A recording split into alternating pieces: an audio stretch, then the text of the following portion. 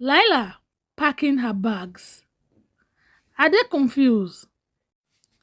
Shop door locked. Are they stand outside, holding the key?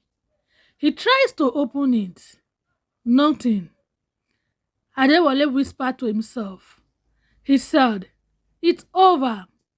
The business that built him is now gone." And the house, Lila packing her bags. Are they confused? He said, "What are you doing?" She said, "I'm leaving." Adewale stoned. He said, "Leaving?" Lala said, "Yes." Ade said, "What about the children?" Lala said, "They are yours." Ade shocked. He said, "Lai?" Lala interrupted him and said, "I didn't sign up for this. I didn't come into this world to suffer with a man." And she walked out and slammed the door. The same way she came is the same way she left. In the house, dark and quiet, children sleeping on the floor. Ade sits alone. No money, no wife, and no business. Ade's face filled with tears. He whispered, "Zara." Then he remembered Zara leaving. He said, "I destroyed everything." A man can lose money and recover, but when he loses wisdom, he loses everything. Ade sitting in darkness, completely alone. He traded a kingdom for temporary pleasure. In a small dim room early in the morning, there was thin mattress, children asleep on the floor. Ade sits awake, eyes red, clothes warm. Ade's face filled with heavy realization. He said, "How did I get here?" And he remembered Zara handing him key, children laughing at dinner, friends praising him, Lila smiling, and Zara walking away. He said, "I had everything." He looks around. Nothing. The loudest lesson is silence after loss. In the streets of Lagos, Ade walks slowly. No car, no confidence. People passes him, no greeting, no respect. A man passing by whispered to his friend, saying, "That is him, isn't it?" The friend said, "Yeah, he fell off." And they walk away. Ade filled with shame. Respect disappear faster than morning. In a massive corporate building, a glass building, security and power. Ade stand outside, looking up. His breath catches. Ade whisper to himself. He said, "This is hers." While he was falling, she was building an empire. At the reception, elegant and controlled, Ade walks in, unsure. The receptionist, polite and professional, she said, "Can I help you?" Adewale soft, hesitant. He said, I am here to see Zara." The receptionist said, "Do you have an appointment?" Adewale said, "No. Tell her Adewale is here." The receptionist type, then pause. Look at screen again. She said, "I am sorry. She is not available." Adewale said, "Urgent, please. Tell her it's important." The receptionist calculated politeness. She said, "She is in a meeting." Ade nodded slowly. He whispered to himself and said, "Of course she is." The same woman he disrespected now required an appointment. In a corporate hallway with glass wall, we see Zara inside a boardroom. Strong, focused, and untouchable. She doesn't even know he's there. Are they standing alone at the reception? And reality hit deeper. Ade stepped outside, broken. He hesitates, then turned.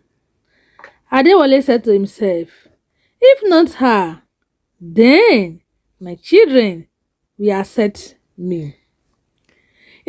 In a luxury, modern, clean, and powerful office, Tunde reviewing reports. Assistant enter. She said, "Sir, there is someone here to see you." Ade said, "Without appointment?" The assistant said, "Yes." He said his name is Adewale. There was silence. Ade emotion flickers, then disappeared. Ade said, "Let him in." The office door opened. Ade walks in. He sees Tunde. Adewale soft, emotional. He said, "My son." Tunde calm, distant. Ade sits slowly. Silence, heavy. He said, I have been trying to reach you." Tunde said, "You have reached me now." Adewale said, "I'm going through a difficult time." Tunde flat. He said, "I know." Adewale hopeful. He said, "You do?" Tunde said, "It's public." And that hurts. Adewale was shaking. He said, "I need help." Tunde said, "What kind of help do you need?"